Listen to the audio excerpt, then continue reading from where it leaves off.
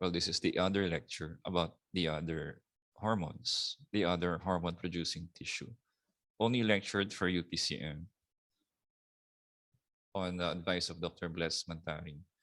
So you have the so-called the largest endocrine system is the one that is not being lectured standard in med school, which is the neuroendocrine system, the enteroendocrine, meaning the endocrine system inside your gastrointestinal tract and elsewhere.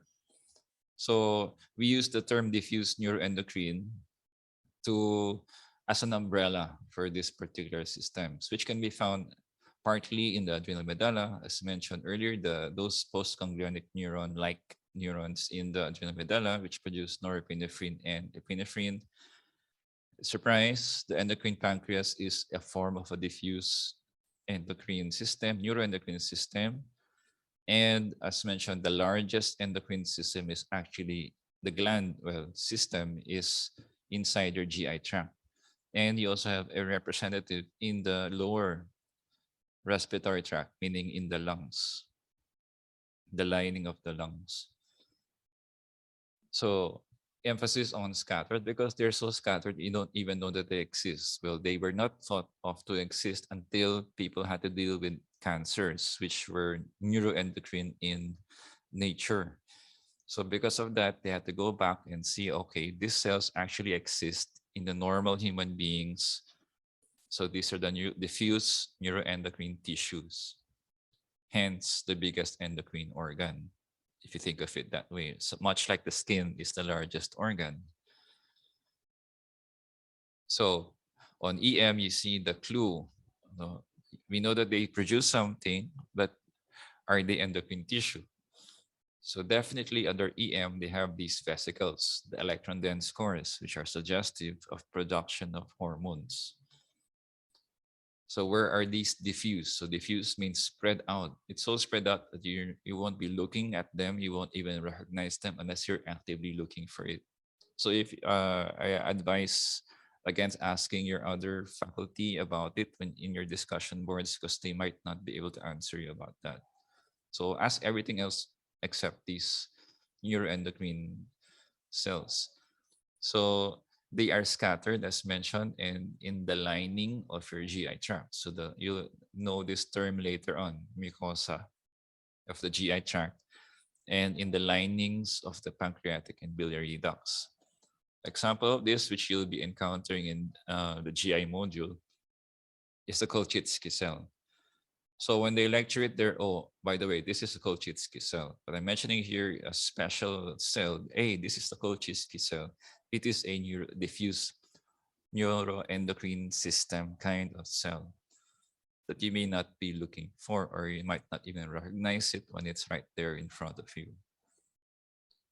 So because we need EM for that, so we're not really asking you to look for it under the H and E. I'm just telling you that they exist because they are important in terms of if you want to find a cure for cancer, this might be a way to look, an avenue to look at. So this is a part of the largest one, the gastrointestinal neuroendocrine system, the endocrine system. So this is a cell embedded in the usual GI tract that produces enzymes, absorbs nutrients. But why is it there? What is it there for? Why is it there in the lining of the GI tract? It's there to monitor. So like other endocrine tissues that we have seen, they monitor something in the bloodstream and they ask, no, o kulang ka sa ganito, oh, absorb more of it here. So you have all this absorptive tissue over here, which are villi. So these cells tell these neighbors here, hey, you should absorb more of these. We need this. So that's your gastrointestinal endocrine tissue. So on EM, you see those electron dense cores. This is another type. This is actually a normal, uh, well, not normal, different staining for this GI tract tissue of this villi inside the intestinal tract. It stains differently from the rest because it does something differently. So as you can see by the title of this journal article here, it senses something. Senses something not only in the blood circulation, but also in the lumen of that GI tract. So in terms of origins, the same origins from mesoderm, much like the islet cells of the pancreas. So it is endocrine tissue. It evolves the same way. It develops the same way. And it lodges itself, embeds itself in the intestinal tract. So here is a diagram of one of those cells which interacts very closely with the diffuse nervous system, which is almost single-handedly handled by the vagus nerve. So these are enteric glial cells, enteric nervous system. These are a throwback or something that makes it actually look like a neuron because it has this interaction with glial cells. So it's a neuroendocrine cell in the enteric tract, in the gastrointestinal tract. That's how it evolves, and that's how it develops, and that's a potential cancerous tissue in your GI tract. Okay, so when you say nung panahon namin, this is my argument against that. If you go back to what your older professors had to learn, konti lang kasi. So these are what, and the transfer from journal to textbook is also very slow. By the time you get to their textbook, ito lang alam nila.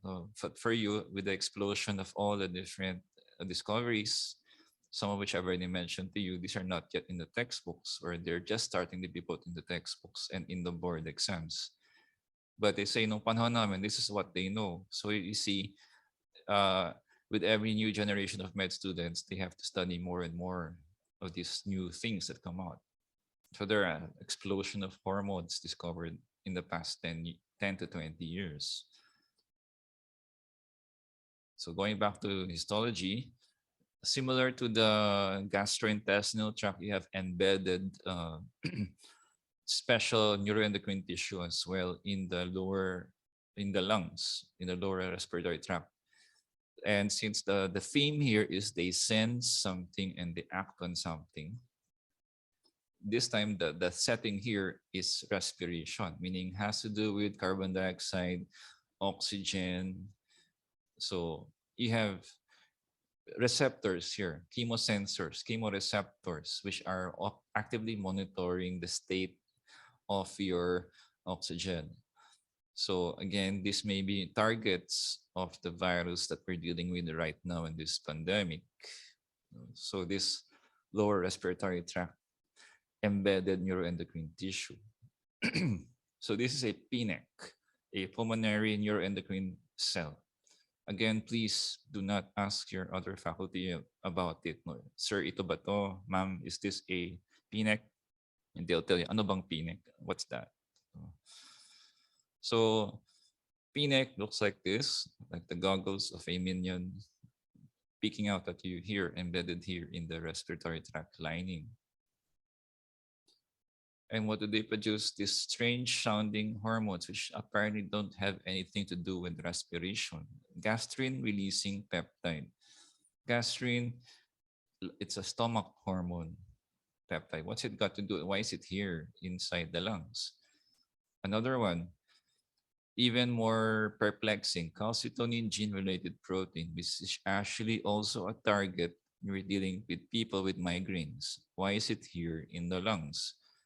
Okay, so there are a lot of things to discover still here. Why is it here in the first place in the lungs? The CGRP. And surprise, the endocrine tissue that you may not have known that you've always had is right there in front of you, no, or under you, in your adipose tissue. Everyone has adipose tissue. So again, this is something glossed over in our cytology lectures. It's, oh, by the way, this is adipose tissue. It is clear. It is yellow on gross specimens. But no one ever says, oh, no one thinks about adipocytes. They produce hormones also as well. And they produce hormones that modulate your energy metabolism. So very important to think about this in terms of obesity, which is also that puts you at a disadvantage even if you're vaccinated against COVID-19. So this has a lot to do with metabolism or its lack of it, because you can get resistant to your insulin when you have too much of this adipose tissue. So it exists normally to regulate your body mass, but at a certain point, it stops doing that and you become resistant to your insulin and you get even bigger and bigger and more obese. And surprise, adipose tissue is not just fat tissue. It's a hormone producing tissue. It is an endocrine tissue. And with every year that passes, more and more hormones are discovered produced by these adipocytes. As shown on the screen, has a lot of it to take in, and very important ones in terms of inflammation, which puts you also at a disadvantage when you go into a cytokine storm, as you will learn in internal medicine when you have COVID-19 severe or COVID critical. And then you have this one as well, which may be relevant when you go to neurology next year, plasminogen activator inhibitor type 1. So more and more hormones produced and may not know everything that they do so far. So relevance, you have fat. Everyone has fat. Yours may be more obvious than mine, or mine might be more obvious than yours. You have the obvious one on the outside, but actually the one that matters is the one that is inside. So you may be slender on the outside, but contain a lot of visceral fat on the inside, which is the more dangerous type of adipose tissue. So while the subcutaneous fat makes you feel bad, if you have too much of it, it's actually the one on the inside that's actually a lot more important. Why? Because the visceral fat hormones go straight into the liver circulation, and subcutaneous fat hormones go into the systemic circulation. And this matters a lot when you go into the higher years. Okay, because the one on the inside, just putting it plainly for you, simplifying it as much as I can, IL-6 is something that you will encounter if you read up on COVID-19 and the storm that happens there. Interleukin 6 is a inflammatory marker, and it's a lot higher in people with very bad cases of COVID-19. And you have more of that if you have a lot of visceral fat. Whereas the more benign hormones such as leptin, adiponectin, which may or may not be discussed by your physiology professors, are greater in the fat that makes you feel bad, the one on the outside. Okay, so this will segue when we talk about stroke in the next years, about inflammation and fat. Just essentially the gist here is the more fat you have, the visceral fat, the more sources of inflammatory chemicals circulating in your body, which is very bad when you go into a very bad infection of COVID-19, which means more inflammation, stronger inflammatory response, which will now target something here in the endothelial cells of your brain, can lead to cholesterol deposits or even a stroke already. So at this point in time, you may not absorb what I just said, but it's very critical in terms of the people that we treat, because some COVID cases are not as bad as others and some are very, very bad. And you just wish, oh, if only we exercised more and stressed out less, we might have less of these inflammatory markers circulating in our bodies before we get, God forbid, a COVID-19 infection. This is just what I was showing earlier. I was saying that the more fat you have, the less sensitive you will be to your insulin, and your cells will be fooled into thinking you're always in a state of hunger, state of hypoglycemia. So the net effect is you will still eat and eat and eat and eat a lot until you accumulate more fat, and it becomes a vicious cycle. Your diabetes becomes uncontrollable or difficult to manage. Okay, the gonads will be discussed in OS 206. And I think that's it. I hope you learned something. I think I need 2 hours for this. So thank you very much for those who are not listening to Dr. Litonwa's lecture. So thank you.